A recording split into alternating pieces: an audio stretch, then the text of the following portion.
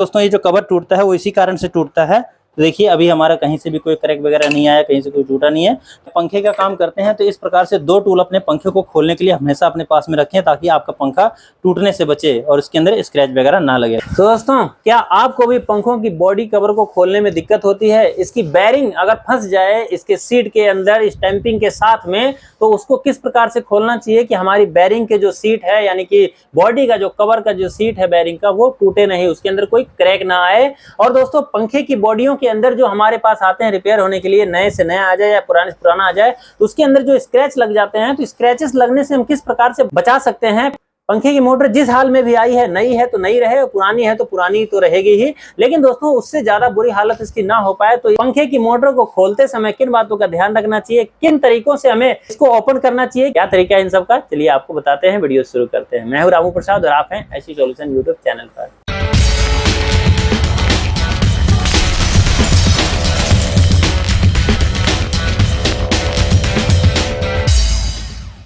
दोस्तों सबसे पहली बात कि आपके पास में चाहे नया पंखा है चाहे पुराना पंखा है, क्योंकि आप अगर सब में आदत बना करके रखेंगे तभी आप सभी के साथ केयरफुल रह पाएंगे। तो दोस्तों सभी के साथ में आपको एक तरीके को अपनाना है कि अपने अड्डे के ऊपर जहां पे आप काम करते हैं, जिस मेज के ऊपर में, उसके ऊपर आप एक सीट आती है मार्केट में मिल जाती है, वो अपने अड्डे के ऊपर ला करके रखें, जिससे कि आपके पंखों की जो बॉडियों के ऊपर में स्क्रैच लग जाते हैं कवर के ऊपर में, वो स्क्रैच नहीं लगेंगे। और दूसरी बात दोस्तों, अगर आपके पास में रबड़ की मैट नहीं है तो आप ऐसे में क्या कर सकते हैं कि इस प्रकार से कपड़े लेकर के इसके नीचे रख करके आप काम कर सकते हैं। इससे थोड़ा बहुत बचाव हो सकता है, पूरी तरह से तो नहीं होगा लेकिन थोड़ा बहुत जरूर बच जाएगा। लेकिन मैट आप एक दिन जरूर मंगवा लीजिए, इससे कि आपकी काम की क्वालिटी बढ़ जाएगी, आपका फायदा ही होगा इसके अंदर। और दूसरे पॉइंट की बात है दोस्तों कि जब हमने कवर को खोलते हैं, बॉडी को खोलते हैं मोटर की, दोस्तों हम क्या करते हैं, यहाँ पे इसके कवर को सबसे पहले पेचों को खोलने के बाद में यहाँ पे हम चोट मारते हैं ताकि थोड़ा सा गैप हो जाए, और गैप होने के बाद में ताकि हम इसको पेचकस से उठा करके अपना मतलब इसको निकाल सके, कवरों को अलग कर सके। लेकिन दोस्तों इसके ऊपर जब हम चोट मारते हैं कई बार चोट ज्यादा तेज लग जाती है। अगर प्लास्टिक या लकड़ी की हथौड़ी है तो फिर तो मतलब उससे चोट ही नहीं लगेगा, वो खुलेगा ही नहीं।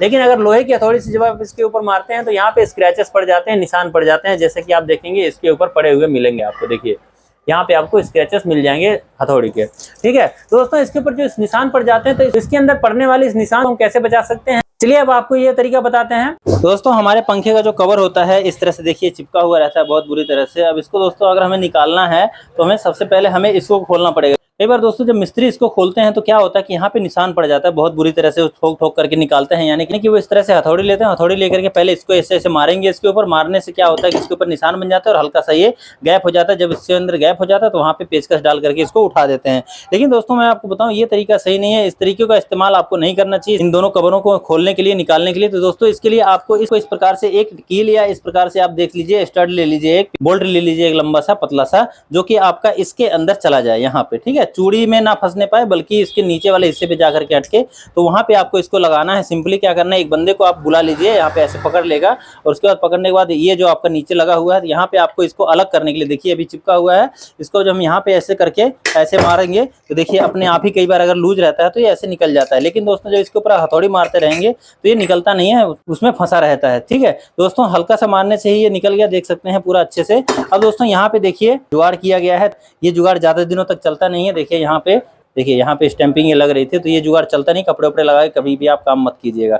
अब दोस्तों इसी तरह से देख सकते हैं आप ऊपर की जो बेरिंग है इसको अगर आपको निकालना है अगर ना टूटे आपका, तो हमने आपको ये पहले ही बता रखा है कि कैसे इसको आप टूटने से बचा सकते हैं। दोस्तों इसके लिए आपको यहाँ से पहले तो ये कैपेसिटर क्लैंप, ये कनेक्टर के अंदर जितने भी तार लगे हुए हैं सबको आपको निकाल लेना है। वापस से इसको आपको लगाना भी पड़ेगा, लेकिन उससे पहले दोस्तों आपको इसको निकालना पड़ेगा।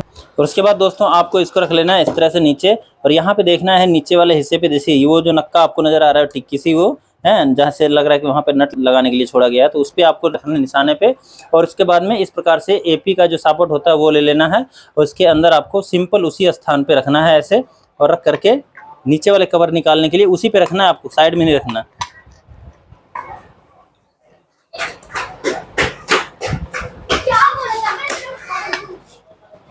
इसके ऊपर रख करके आपको ऐसे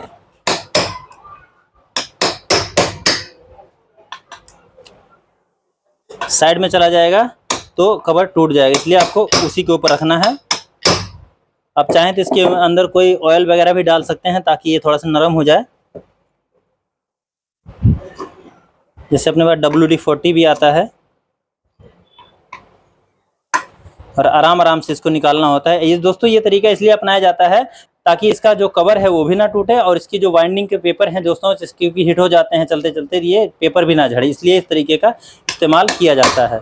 ठीक है, देखिए इस तरह से दोस्तों आपका ये बेरिंग निकल जाता है और इसका जो कवर है दोस्तों वो टूटता नहीं है।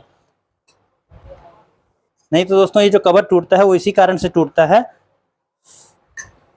क्योंकि जब इसके साइडों में हथौड़ी मार करके निकालते हैं या इस तरह से ऐसे पकड़ कर किसी को ठोंकते हैं तो ये दोस्तों ये कवर जो कि यहाँ से निकल जाता है, ये जो पैरिंग वाला हिस्सा है ये निकल जाता है, क्योंकि ये जो एल्युमिनियम की बॉडी होती है दोस्तों ये बहुत हल्की होती है यहाँ से। ठीक है ना, तो देखिए अभी हमारा कहीं से भी कोई क्रैक वगैरह नहीं आया, कहीं से कोई टूटा नहीं है।